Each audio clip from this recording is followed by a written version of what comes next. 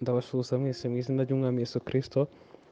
Njyewe ugiye kuganira namwe nitwa Pacifique Bisangwa, nkaba ndi umuvugabutumwa. Nkorana cyangwa se nkora mu muryango w'ijyanabutumwa witwa Tubasange. Tubasange ni umuryango w'Abanyarwanda wo gushishikariza itorero gutwara ubutumwa bwiza mu mahanga ataragerwamo n'ubutumwa bwiza. Ariko ntabwo ari ukushishikariza gusa, ahubwo no gutegura abajyana ubutumwa bwiza ndetse no kubohereza. Icyo ni cyo kintu dukora. Tumaze igihe gitoya dutangiye umurimo witwa Tubasange, ariko umurimo wo gushishikariza itorero gutwara ubutumwa bwiza wo umaze igihe kitari gitoya, nubwo icyo gihe twawukoraga dukoresheje amahugurwa yitwa Kairos Course n'andi mahugurwa atandukanye avuga kuri mission. Niyo rero nicyo navuga rero nkora, ndi coordinator w'uwo muryango mu Rwanda. Niwo murimo wanjye, ni ugufasha itorero kumva neza uyu murimo w'ijyanabutumwa, aricyo mu cyongereza twita missions, gutwara ubutumwa bwiza mu mahanga yose. Icyanditswe rero tugiye kuganiraho uyu munsi wa none kijyanye n'ibyo nkora umunsi ku wundi, ariko ndashaka mvuge ko ntabwo ari ibyo njyewe Pacifique n'abandi bamisiyoneri bakeya bakora, ahubwo ni umurimo w'itorero. Nicyo tuza kuganira, umurimo w'itorero. Turaza kurebera hamwe icyo Imana ishaka ku itorero. Insanganyamatsiko yacu iragira iti icyo tugomba gukora, niba nibuka neza, mbere y'uko Yesu Kristo agaruka. Twahereye muri Matayo 24 umurongo wa 14, aho Yesu yavugaga ibimenyetso bizabanziriza kuza kwe.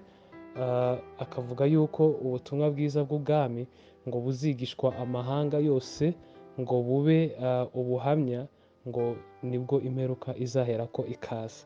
Hanyuma yaho rero tugiye kureba kuri umurongo wa Matayo 28, noneho Yesu Kristo amaze kuzuka. Ahangaha noneho ntabwo ari kuvuga ibizabanziriza kuza kwe, ahubwo agiye kubabwira amagambo ya nyuma abanziriza kugaruka kwe. Muranyumva neza? Ni ukuvuga ngo ahambere yababwiye amagambo nk'ikimenyetso, kimwe mu bimenyetso, si cyo cyonyine yababwiye kizabanziriza kuza kwe, ni uko ubutumwa bwiza bw'ubwami buzigishwa amahanga yose mu izina rye. Kugira ngo bubuhamya mbere y'uko agaruka. Ibyo rero natinzeho ubushize kwa kabiri hajya, ni uko natinze ku gusobanura ubutumwa bwiza bw'ubwami icyo ari cyo, no kugaragaza ko bugomba kubwirwa amahanga yose. Ubu ngubu rero ntabwo nza gutinda ku butumwa bwiza, ahubwo ngiye gutinda ku cyo Yesu avuze gikomeye cyane kizabanziriza mbere y'uko agaruka nanone. Aya magambo niyo abantu benshi bakunze kwita ngo ni inshingano nkuru. Ni ukuvuga ngo Yesu yavuze ibintu byinshi bitandukanye, ariko agira kimwe muri byo gikomeye kuruta ikindi. Murabizi ko hari aho yababwiye itegeko rikuru kuruta ayandi. Iryo ryo rwose birananditse, ni itegeko rikuru. Ariko ni ahantu na hamwe Bibiliya yita aya magambo yo muri Matayo 28:18 kugera kuri 20 ngo ni inshingano nkuru. Hoya, itegeko rikuru byo turabizi, Bibiliya rivuga neza. Turabizi ko ari ugukunda Imana n'umutima wacu wose, no gukunda bagenzi bacu nk'uko twikunda.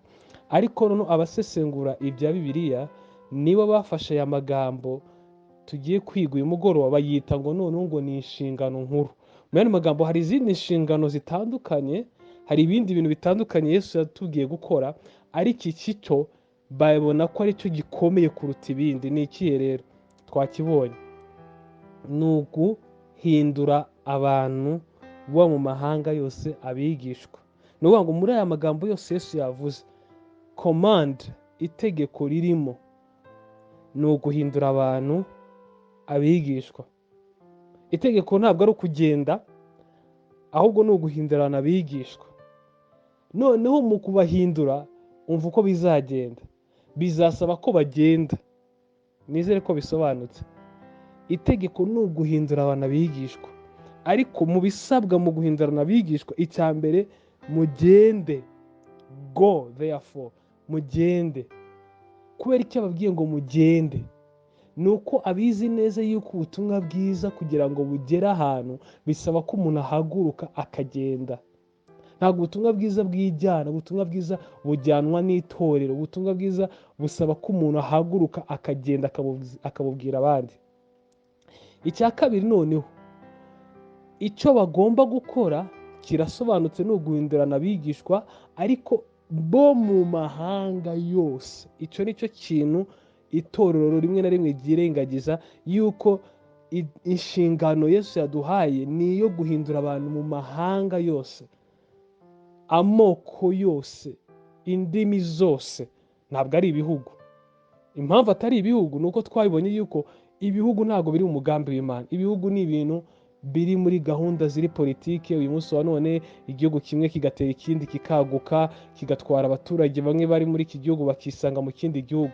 Nabahereza urugero, u Rwanda ntabwo rwanganaga uko rungana uku nguku, birumvikana, cyangwa se n'ibindi bihugu byagiye bihinduka kubera imyaka uko yagiye ihinduka.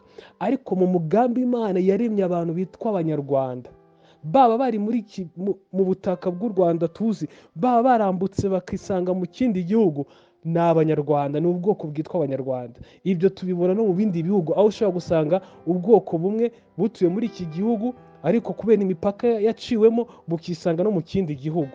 Rero ubutumwa bwiza tuburebera mu moko no mu ndimi, kuko Imana ariyo yaremye izo ndimi zose kugira ngo zizahagarare imbere y'intebe zayo, amoko yose azahagarare imbere y'Imana ayiramye. Hari imirongo myinshi igaragaza iyi nshingano nkuru, nk'uko twabonye ko ariko yitwa, cyangwa se ari uko abigisha ba Bibiliya bayise ko ari inshingano nkuru, ariko hari indi mirongo ibigaragaza. Ntabwo ari ibintu dusanga muri Matayo gusa ibice 28, ahubwo ni mu bitabo by'ubutumwa bwiza uko ari 4. Mu gihe cyose Yesu amaze kuzuka, abanditsi b'ubutumwa bwiza bw'ibitabo 4, Mariko, Luka, Yohana na Matayo, bose bagiye bandika aya magambo, ariko bagenda bayavuga mu buryo butandukanye cyane. Rero iyi mirongo yose muraza kuyisoma, muze kumva ukuntu yose ivuga kuri ino nshingano nkuru, ariko igakoresha uburyo butandukanye. Urugero, Mariko we ibice 16 avuga ngo mugende mubwirize ngo ibyaremwe byose. Ni ukuvuga ngo we asa nkaho avuga ngo ibintu byose, abantu bose mubabwiriza ubutumwa bwiza. Luka 24 ndahakundaho, hagaragaza inkuru ya Yesu amaze kuzuka, ariko none amaze kuzuka ahura n'abigishwa, baravuga ati ibi nibyo najyaga mbabwira nkiri kumwe namwe, yuko ibyanditswe kuri njye byose bigomba gusohora.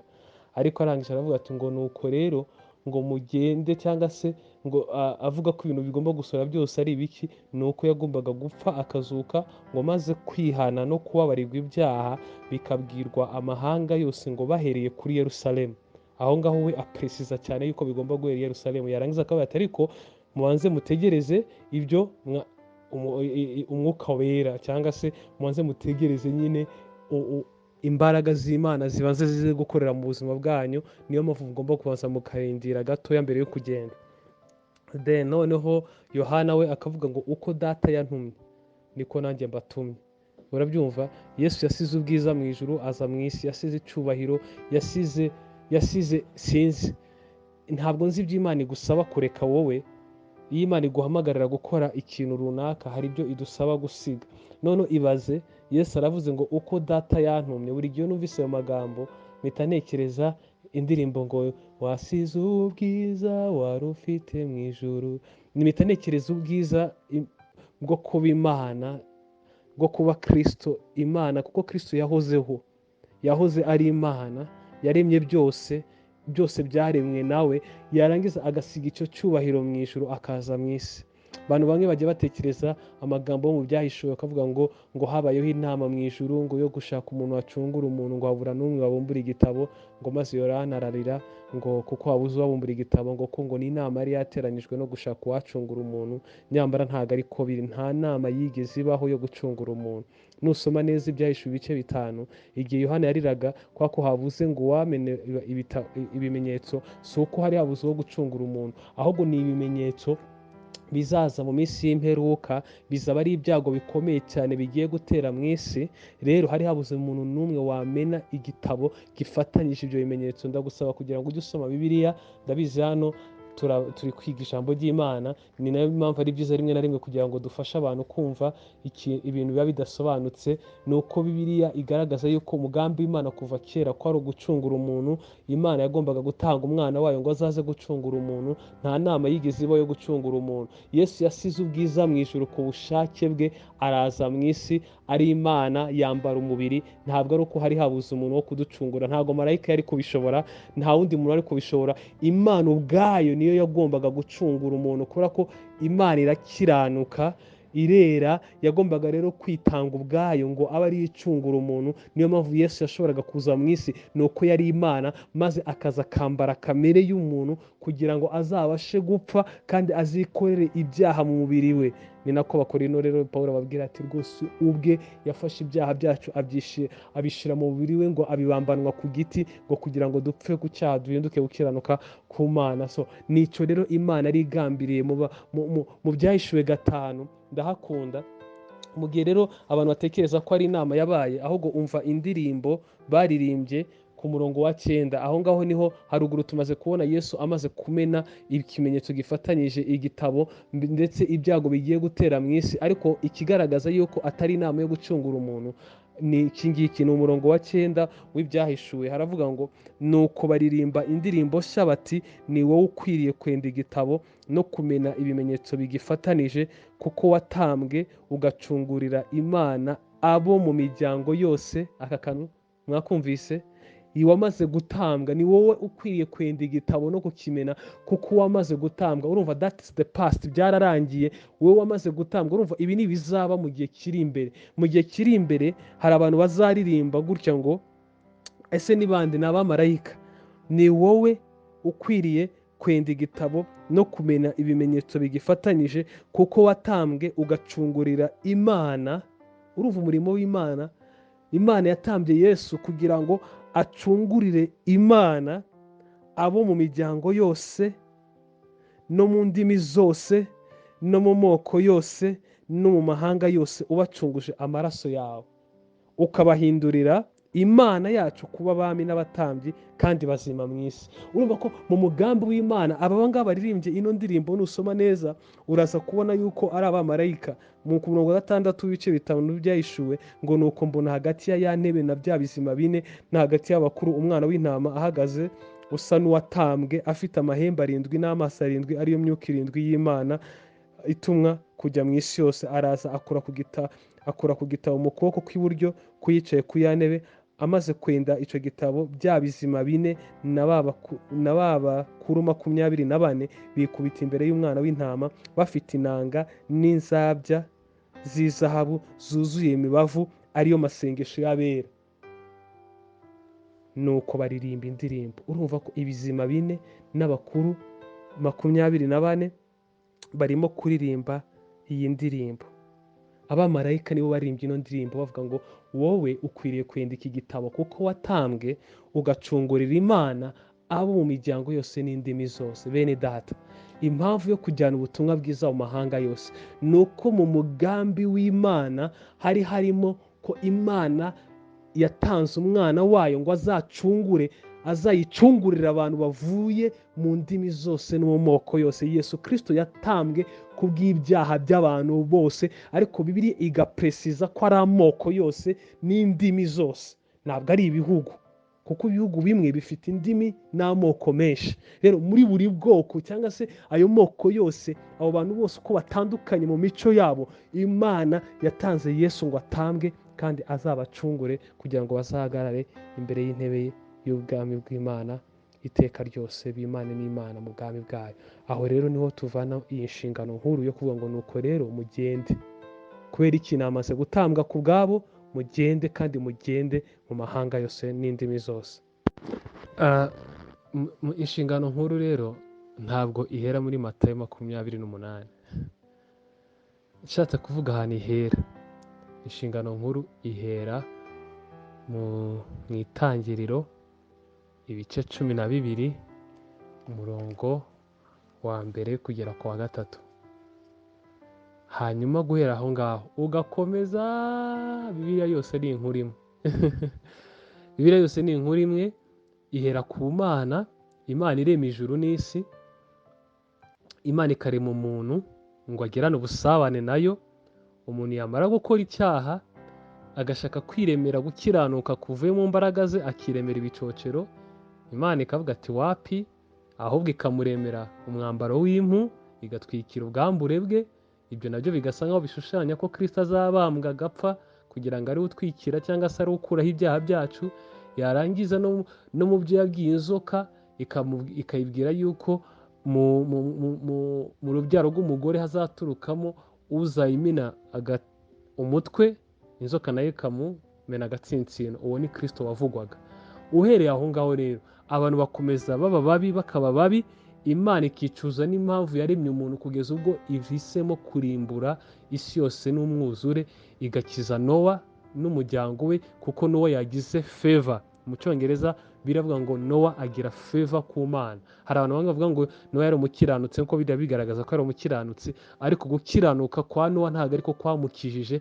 Yakijijwe na favor, grace. Imana imugirira ubuntu, arizera, umuryango we urakizwa. Abaturutse kuri Nowa, Imana irababwira amagambo yabwiye Adamu, irababwira ngo mwororoke mugwire mu isi yose. Kuko Imana yari ifite umutima wo ko isi yose igomba kuzura icyubahiro cyayo, nk'uko tubibona muri Malaki igice muri Habakuki, ntabwo ari umurongo nabahaye, Habakuki 2:14 haravuga ngo isi yose izuzura ubwiza bw'Imana, cyaze kumenya Imana nk'uko amazi y'inyanja asendera hose. Hari imirongo myinshi ntabahaye. So Imana ashaka ko abantu buzura mu isi yose, ariko batuzura gusa ngo babe benshi, kuko icyo Imana ishaka ntabwo ari uko abantu bororoka bakagwira, nk'uko njya mbona abantu bamwe bavuga ati reka tubyare ntitukaringanize urubyaro kugira ngo tuzabe benshi. N'iryo tegeko ry'Imana. Itegeko ry'Imana ni uko Imana ashakaga urubyaro rwubaha Imana. Mwarabyize, ndabyibuka neza, hari inyigisho twagize na Miriam Abbas atubwira ukuntu nyine icyo Imana ishaka ari urubyaro rwubaha Imana. Abo bantu rero bubaha Imana niba Imana ashaka ngo bakwire mu isi yose. Ariko abo bantu bavuye kuri Nowa mu gice cya 11 cy'Itangiriro, Itangiriro 11, abakomotse kuri Nowa bamaze kugwira baravuga ati oya, aho kugira ngo dutatanire mu isi, ngo ahubwo reka twubake umunara muremure cyane. Aho ngaho niho twita the Tower of Babel, umunara muremure cyane. Bageze i Babeli baravuga ati reka twiyubakire ngo umunara muremure ngo ugere mu ijuru, ngo tugire izina ngo rimenyekana. Uranyumva? Ngo twiyubakire izina rikomeye rimenyekana. Imana yababwiye ngo mutatanire mu isi, kuko igambiriye kugira ngo isi yose yuzure kumenyekana ko abantu bazi Imana. Bo bahisemo kugira ngo bigumire hamwe bubake izina ryabo. Ndavuga ngo ibi ngibi birasa n'amatorero amwe cyangwa menshi, aho kugira ngo dusohoke tugende tubwire abantu, ahubwo buri wese abashaka kugira ngo reka tugwize abantu mu rusengero, reka twe tugire urusengero runini, reka twe twubaka urusengero rudasanzwe, inyubako idasanzwe, twigumire hamwe. Imana imaze kubona rero ko abantu umugambi bawunojeje kandi bafite n'ururimi rumwe, barumvikana, niho Imana yabahaye indimi zitandukanye kugira ngo batatanire mu isi. Nubwo Imana yabahaye indimi nk'uburyo bwo kugira ngo iburizeho umugambi wayo, ariko n'ubundi niwo wari umugambi w'Imana ko abantu batatanira mu isi, kandi ntabwo byari gushoboka ko abantu baba bari mu isi batatanye bavuga ururimi rumwe, ntibyari gukunda. N'ubundi indimi wari umugambi w'Imana. Rero impamvu navuze ngo inshingano nkuru itangira ku bice 12, ni uko noneho Imana ntabwo yongera kumanuka ngo ize iganiriza umuntu umwe gusa, yise nk'aho igiye gukiza we n'umuryango we gusa, ahubwo igiye gutangira plani izazanamo umukiza wacu Yesu Kristo. Plani ya Yesu noneho igaragara neza mu Itangiriro ibice 12, ubwo Imana yahamagaraga umugabo witwa Aburahamu. Inshingano nkuru rero ihera ku mugabo witwa Aburahamu. Imana iramubwira ngo Uwiteka ategeka Aburahamu ati va mu gihugu cyanyu, usiga umuryango wanyu n'inzu ya so, ujye mu gihugu nzakwereka. Nzaguhindura ubwoko bukomeye, nzaguha umugisha, nzogeza izina ryawe, uzabe umugisha. Aya magambo turayakunda. Urumva ibintu byose birimo umugisha. Urumva ijambo umugisha ririmo inshuro nyinshi. Nzakubwira umugisha, nzaguhindura ubwoko bukomeye, nzogeza izina ryawe, uzaba umugisha. Ayo magambo turayakunda. Arabigisha bitavuga ngo vanamo Aburahamu ushiremo izina ryawe. Nibyo pe, ushatse wavanamo Aburahamu ugashiramo izina ryawe, ariko umva kandi kantu kiyongereyeho ku murongo wa 3. Kandi nzaha umugisha abakwifuriza umugisha, kandi uzakuvuma nzamuvuma, kandi muri wowe nimo imiryango yose yo mu isi izaherwa umugisha. Ubwo washiraho izina ryawe ra? Buriya se nshize Pacifique ku izina rya Aburahamu, bivuze ko muri Pacifique imiryango yose yo mu isi izaherwa umugisha? Really? Ese shizeho izina ryanjye, biragaragara neza ko umugabo Imana imutoranyije ifite impamvu itari ukumukunda gusa, kuko Aburahamu nta kintu arusha abandi bantu. Aburahamu yari umunyabyaha wibereye iwabo iyo ngiyo, ariko Imana imugirira ubuntu, abasha kumva ijwi ryayo. Ntumbaze uko bigenda. Arangije kuryumva arizera. Amaze kwizera, Imana imuhereza inshingano nkuru. Iramubwira ngo rero, wowe nzaguha umugisha, nzakugira ubwoko bukomeye pe, nzaguhindura ubwoko bukomeye, nzogeza izina ryawe, uzaba umugisha. Ariko hari ikindi kintu gikomeye, ni uko muri wowe imiryango yose yo mu isi izaherwa umugisha. Ibyo rero ntabwo byaba njyewe Pacifique, ibi ni ibya Aburahamu wenyine. Kubera iki? Ni uko muri Aburahamu Imana yari igambiye yuko hazavamo umukiza wo gukiza amahanga yose, ari we Yesu Kristo mwene Aburahamu, nk'uko Matayo igice cya mbere havuga, mwene Aburahamu mwene Dawidi. Mwene Aburahamu rero niwe wagombaga kuzaza akabera umugisha amahanga yose. Rero ntabwo Imana yatoranyije Aburahamu n'urubyaro rwe itagambiriye gukiza amoko yose. Yabikoze purposely. Ntabwo Imana yavuze ngo Aburahamu ngiye kumugira umuntu ukomeye, Isiraheli ngiye kuyigira igihugu gikomeye cyane, nzabagira ubwoko bukomeye, idafite gahunda y'amoko yose, imiryango yose, indimi zose.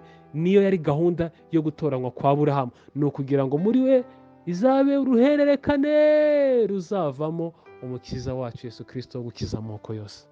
Ibi byanditswe nohereje rero ni ibigaragaza umugambi w'Imana ukuntu wakomeje gusohora unyuze mu Bisiraheli. Abisiraheli ni abantu Imana yatoranyije kugira ngo bazabere andi moko umugisha, gusa ntago bagiye babikora nk'uko bigomba buri gihe. Gihe kimwe na kimwe barabikoze, ariko akenshi ntago babishoboye. N'itorero niko tumeze. Akenshi ntabwo twagiye dukora ibyo Imana yatubwiye gukora.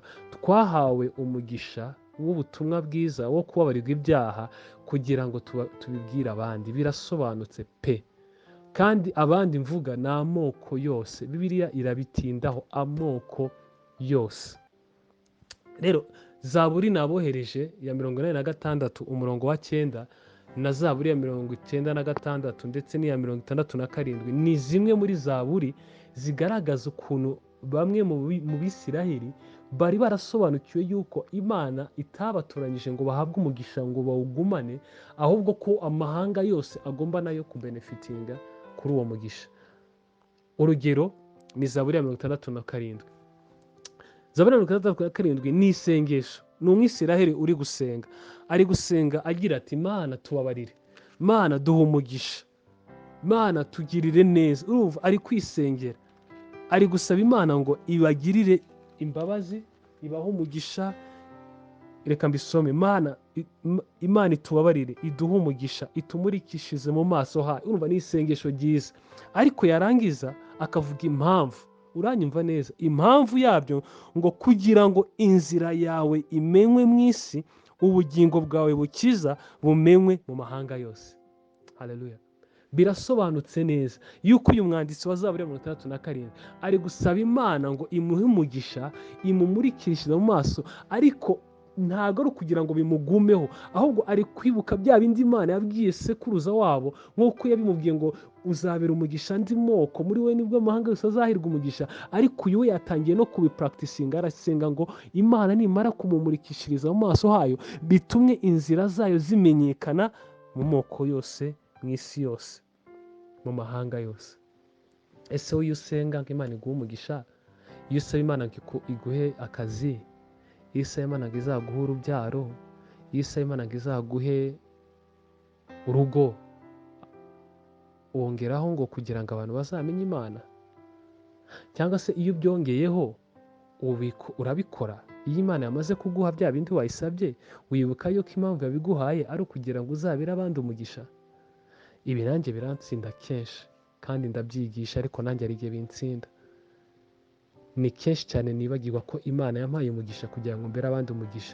Umugisha wa mbere Imana yaduhaye n'uyu nguyu. Ntabwo ari amafaranga, ntabwo ari amashuri, ntabwo ari akazi, ntabwo ari urugo, ntabwo ari inzu, ntabwo ari ikindi kintu Imana yita umugisha. Ikintu cya mbere Imana yita umugisha, yahaye umugisha Aburahamu, ni uwo kuba umwana wayo, kuba ubwoko bw'Imana. Abisirayeli ikintu barushaga andi moko ntabwo ari ubukire. Ubukire nabwo yarabubahaye pe, ariko ikintu barushaga andi moko ni uko bwari ubwoko bwatoranijwe. Bari abantu b'Imana.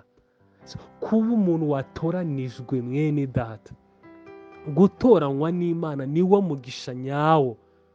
Ibindi byose ni ibikoresho Imana ibiduhaye kugira ngo tubikoreshe mu isi, kugira ngo tubikoreshe duhimbaza Imana, tuyiramya, kugira ngo tubikoreshe no mu gutuma abantu batarayimenya bayimenya. Birasobanutse? Niba Imana yaraguhaye agakiza, uwo niwo mugisha ufite ukomeye.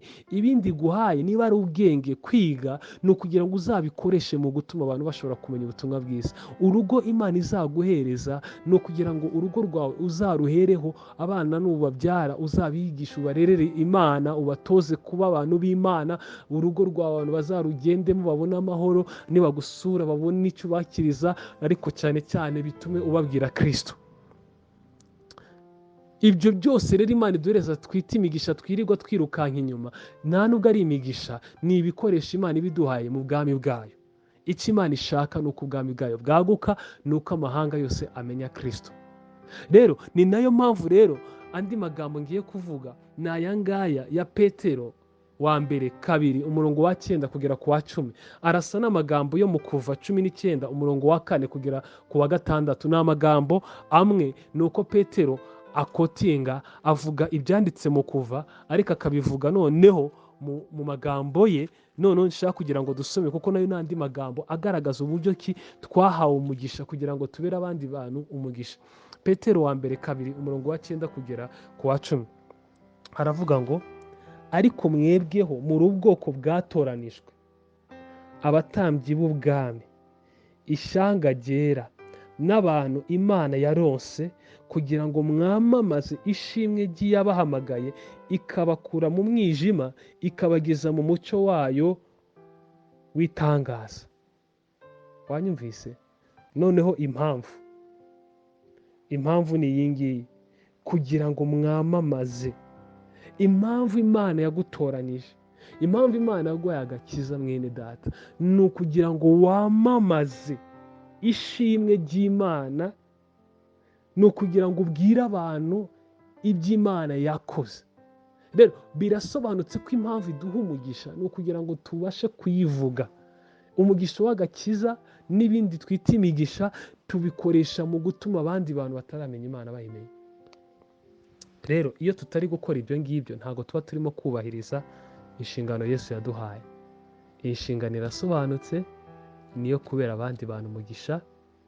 Niyo mpamvu Yesu yababwiye ngo mugende muhindure abantu bo mu moko yose abigishwa. Rero nari kubaha imirongo myinshi, ngarukiye aho ngaho, indi muraza kuyisoma, muraza gusoma indi mirongo, ariko ndashaka kugenda mu Byakozwe n'Intumwa igice cya mbere umurongo wa 8, kuko naho hagaragaza ino nshingano nkuru. Aya ni amagambo twese tuzi, ndi kugenda nsoma kugira ngo twumve neza uburyo ki mbere y'uko Yesu Kristo agaruka nta kindi kintu gikenewe gukorwa. Ni kimwe, ni ukuvuga ubutumwa bwiza no guhindura abantu abigishwa. Ntabwo ari ukubuvuga gusa, guhindura abantu abigishwa. Kubuvuga ni kimwe, ni itangiriro. The command, mubyumve neza, Yesu ntabwo atuye ngo mugende mubwirize. Ego nyine tugomba guhera mu kubwiriza ubutumwa, ariko icyo Yesu yadutegetse ni uguhindura abantu abigishwa ba Yesu.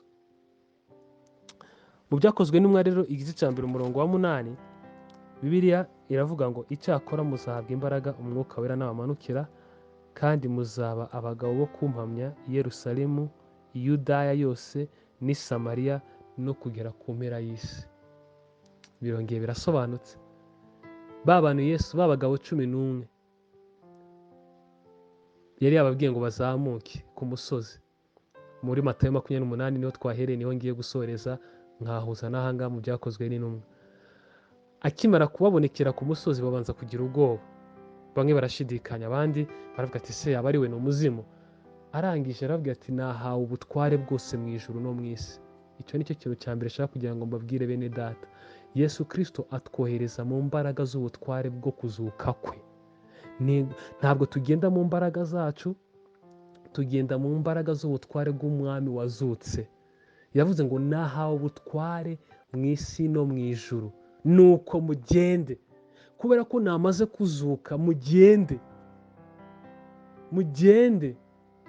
mubwire abantu, mubahindura abigishwa.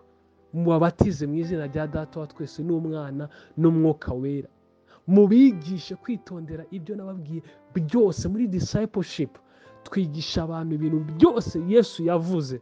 Discipleship ntabwo ari preaching nk'iyi ngiyi ndi gukora. Discipleship ni ukubana n'umuntu ukagendana nawe urugendo, ukamwigisha ibintu byose byose byose uzi kuri Kristo, ukamwigisha ibyo Imana yaguhaye kumenya byose.